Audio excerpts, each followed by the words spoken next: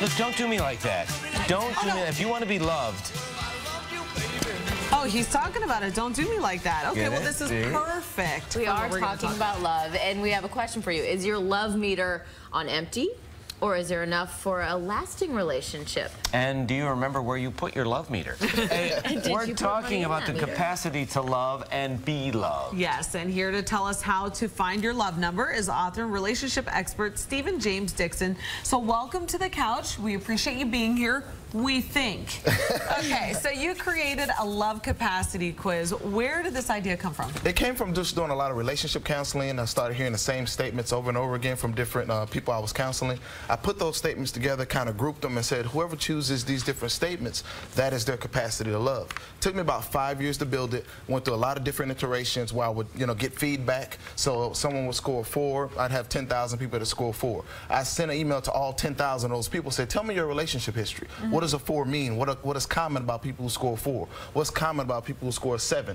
Got that feedback, analyzed it, built the quiz. Oh, okay. I have to tell you, I was sitting here doing the quiz, and I was like, you were making me mad, because I was like, can I really only choose one? I know I'm going to be graded, and then he's going to tell me that I'm bad at love. But it's interesting how you set the quiz up, because it's divided into groups. Yes. And I'm going to go through one as an example. Here's one of the questions.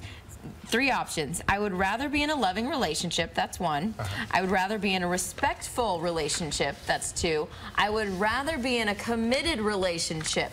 That's 3. Now, keep in mind, everyone at home, you can only choose 1. So you're like, of course I want all of those things. So how was it designed? What was the point? It was designed that love is not just something that you have a feeling about. You have to have knowledge of love. You have to understand love. You have to understand that love is not the most important thing in a relationship. Commitment is.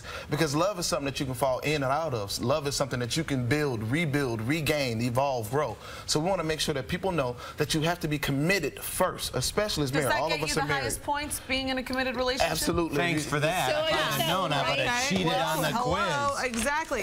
Okay, so now we all took the quiz, and both Lisa and I scored a 5, and that makes us a chameleon. We're on a 1 to 10 scale. We're just average, which we were not very happy about. By the way, we're both pregnant. Yes. So, yes. And we are. The hormones may have been. I didn't account for the hormones in the quiz. But now, what does a chameleon mean? Normally, a chameleon would mean that you're kind of indifferent sometimes. Sometimes you're angry. Sometimes you're upset. Sometimes you're focused on your relationship evolving and lasting forever.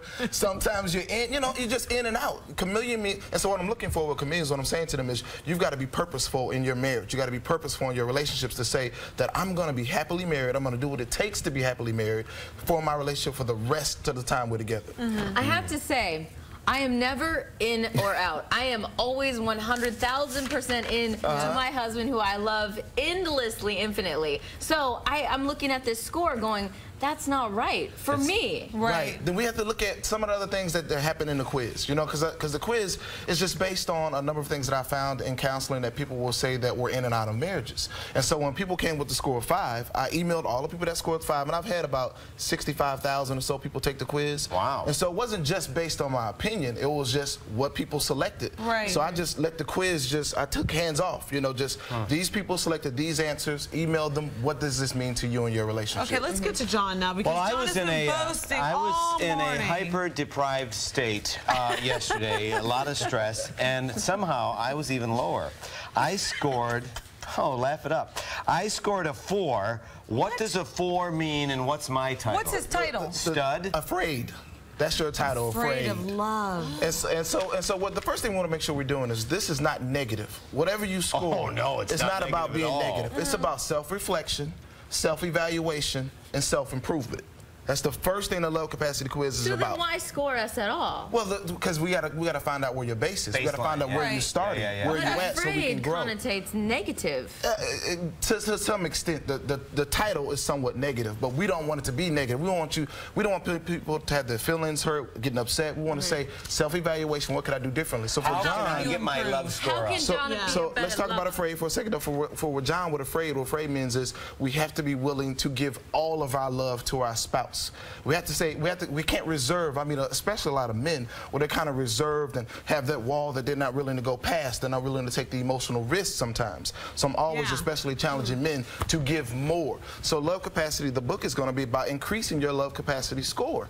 But you do talk about how women have a higher love capacity than men. Why do you think? It's not that. It's that I believe I'm a spiritual man. So I believe that God gives woman the gift of love, the source of love. So women initially have a greater capacity to love. Okay. And so it's not saying that at any time, any relationship that a woman is just today more or not. It depends on your experiences and your observations of No, we're better. That's okay. You can Our hearts are just a little bigger. Yeah. Okay. You know how to do it, boy. You're more involved. You want to. Women. When I first came up with the quiz, it was about women want to love at their greatest capacity. They want to do it. They want to give. John and I kind of have to be forced into it. Well, you gave Stephen, let's take a look, because we do have your 3 tips that you give to increase your love capacity. You say self-reflection, self-evaluation, self-improvement. Right, and so love is one of those things where I can't fix your love. I can give you some principles about love. I can give you some guidance, but at the end of the day, you've got to sit down and say to yourself, I need to heal from those relationship disappointments I've had in my past. I need to want to be able to love better in my future. I want my marriage to last. I want to have a loving environment. You have to know what you want in your relationship. Wait a minute, are some people just plain unlovable? Yeah, like if they score 1 or 2. Okay, one is self-centered, meaning that you've been hurt so bad that going forward in all your relationships, you're focused on yourself. And not getting hurt again. And not getting hurt again. You're protecting your heart. It doesn't matter what someone gives you. It doesn't matter that someone's trying to love you. You're saying, I don't trust them. I don't ever want to give myself to someone else ever again. So they would fall in the unlovable category. All right, well, thank you, Stephen James Dixon. Yes. We'll check in with your wife on your love score after the show. And if you want to try out Stephen's quiz, go to our website at WLNYTV.com, and to find out more about Stephen's work and his upcoming book about the quiz, Love Capacity, log on to StephenJamesDixon.com. Thank you. Yes, and I'm retaking that test because I'm not a chameleon. And me neither. Well, now it's toy time.